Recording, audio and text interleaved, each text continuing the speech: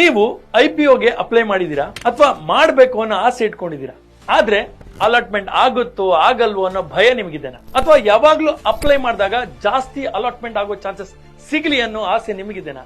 ಹಾಗಾದ್ರೆ ನಾನ್ ಹೇಳೋ ಒಂದು ಸೀಕ್ರೆಟ್ ಪಾಯಿಂಟ್ಸ್ ಅನ್ನ ಫಾಲೋ ಮಾಡಿ. ಮೊದಲು ಒಂದು ಮಿತ್ ನಾನು ಕ್ಲಿಯರ್ ಮಾಡ್ತೀನಿ. ನೀವು ಹೆಚ್ಚು ಲಾಟ್ ಗಳಿಗೆ ಅಪ್ಲೈ ಮಾಡ್ತಾ ಹೋದ್ರೆ ನಿಮಗೆ ಅಲಾಟ್ಮೆಂಟ್ ಆಗೋ ಚಾನ್ಸಸ್ ತುಂಬಾ ಕಮ್ಮಿ ಆಗುತ್ತೆ. ಹಾಗಾದ್ರೆ ಏನ್ ಮಾಡೋದು? ನಾನು ನಿಮ್ಗೊಂದು 5 ಟಿಪ್ ನ ಹೇಳ್ತೀನಿ. Let's do it. Tip number 1, ಒಂದಕ್ಕೂ ಅಥವಾ ಹೆಚ್ಚಿಗೆ ಡಿಮ್ಯಾಟ್ ಅಕೌಂಟ್ ಗಳನ್ನ ಬಳಸಿ ಅಪ್ಲೈ ಮಾಡಬೇಡಿ. ಯಾಕೆಂದ್ರೆ ಒಂದೇ ಪ್ಯಾನ್ ಕಾರ್ಡ್ ಲಿಂಕ್ ಆಗಿರುತ್ತೆ. ಹಾಗಾಗಿ ನಿಮ್ಮ ಅಪ್ಪ, ಅಮ್ಮ, ತಂಗಿ, ಅಕ್ಕ ಈ ರೀತಿ ಬೇರೆ ಬೇರೆ ಅಕೌಂಟ್ ಗಳಿಂದ ಅಪ್ಲೈ ಮಾಡಿ. ಯಾಕೆಂದ್ರೆ ಇದು ಲಾಟರಿ ಸಿಸ್ಟಮ್, ಸಿಗೋ ಚಾನ್ಸಸ್ ನಿಮ್ಗಿರುತ್ತೆ.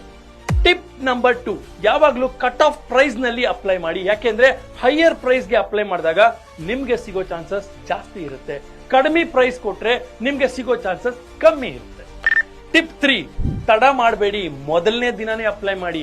ಅಪ್ಲಿಕೇಶನ್ ಓಪನ್ ಆಗ್ತಿದ್ದಂಗೆನೆ ಮೊದಲ 2 ಗಂಟೆನಲ್ಲಿ ಅಪ್ಲೈ ಮಾಡಿ.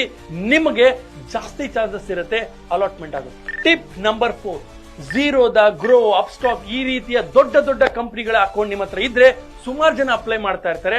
ಹಾಗಾಗಿ ಬೇಕಾದ್ರೆ ನೀವು ಬೇರೆಯ ಡಿಮ್ಯಾಟ್ ಅಕೌಂಟ್ ಗಳ ಮೂಲಕ ಅಪ್ಲೈ ಮಾಡಿ, ಹೊಸದಾದ ಅಕೌಂಟ್ ಗಳ ಮೂಲಕ ಅಪ್ಲೈ ಮಾಡಿ.